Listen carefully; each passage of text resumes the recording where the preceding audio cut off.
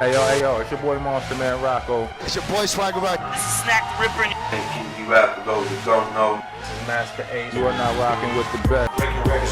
Breaking records, man. Radio is like the place to be. I don't fuck strange music, man.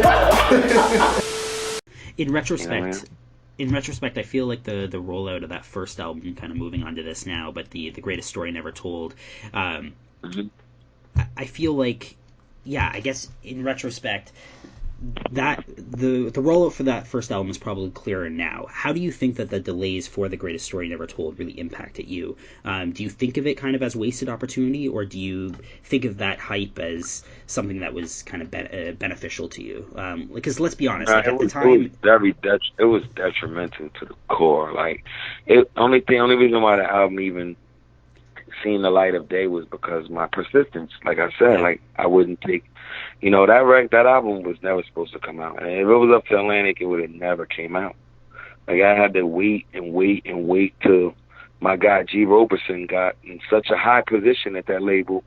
He was able to give me my album and say, you could take it somewhere else and put it out. Because it was up to the execs that signed me there. They would have never gave me the masters to my project. So it would have never seen the light of day. So, and you got to think, I had so much other shit going on when the album was supposed to come out. I had Entourage. I was on the biggest TV show on television. Yeah. I was on every magazine cover. I used to walk past newsstands and see myself on 4 different magazine covers and ask myself, why are they not putting my music out? And it was because they felt like they didn't have no radio hits, and my content was too serious, and it was more so about social commentary, and that's not what they were into. One exec pulled me to the side and she said, Saigon, you can bust your artistic nut on the rest of the album, but I need my 3 songs to sell the record. But your 3 songs are going to be what I'm known for.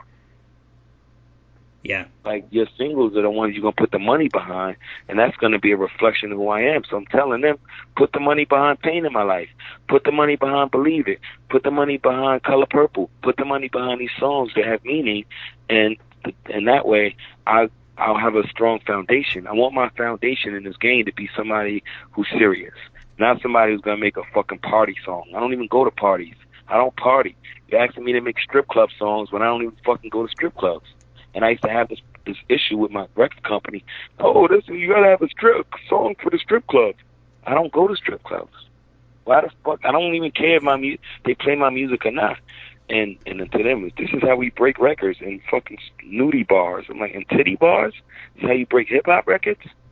So you telling me if Tupac was around now, Dear Mama couldn't have been a single. Keep Your Head Up couldn't have been a single. Fucking all of them songs that made us love Tupac, in this day and age, they would have, if he came to the label with them, they'd have dropped them. Yeah. Yeah, I think a lot of people, at least in my circle, and from what I seen online, kind of the reception as the album was being delayed over and over again, was the comparison to that in Detox, right? And I think a lot of people feared that it was going to end up being a Detox situation. Obviously, in retrospect, that didn't happen. We did end up getting the project, and it was really dope. But that was years probably too late.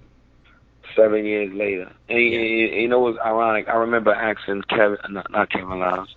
It was Mike Kaiser, who worked at Atlantic.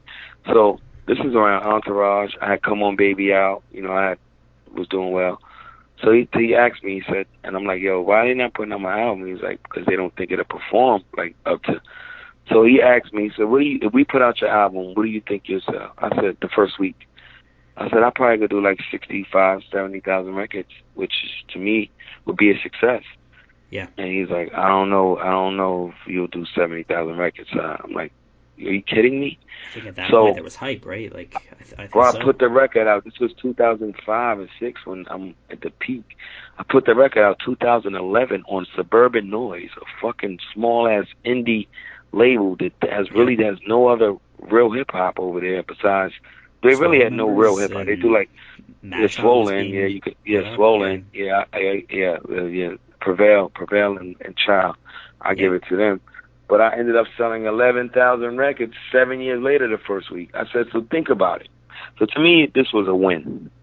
If I could sell 11,000 records on the album, the first week on an album that's 7 years too late, when there's no more entourage, there's no more hype and all that, I still managed to sell 11,000 records, I easily could have sold 70,000 records. Yeah. So I knew I was right. So I knew I was right. And the thing is, and everybody was trying to hit a home run at the time. I'm like, bro, why can't I have a career like an artist why my first fucking project gotta go diamond? Like, come on, let me build my way up to that. Let me build my foundation. Let me build my fan base. And it was just a bad situation overall.